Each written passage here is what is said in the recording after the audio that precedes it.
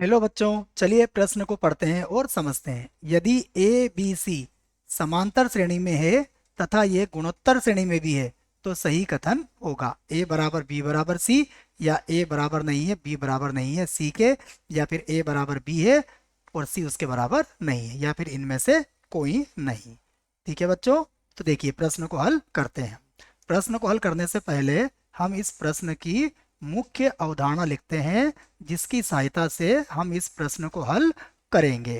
ठीक है बच्चों, तो हमारी मुख्य अवधारणा होगी इस प्रश्न के लिए कि एक तो हमें समांतर श्रेणी के बारे में पता होना चाहिए, क्या होती है समांतर श्रेणी, तथा दूसरा हमें पता होना चाहिए क्या होती है गुणोत्तर श्रेणी।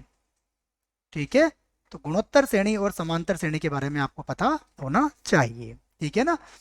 अब देखते हैं कि प्रश्न ने हमसे क्या पूछा है।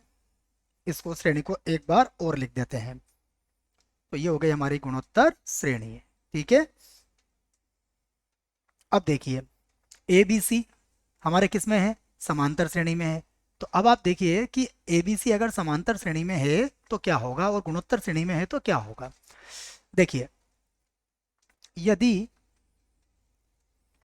ए बराबर बी बराबर सी हो तो देखिएगा आप, अगर ए बराबर बी बराबर सी हो तो क्या होगा।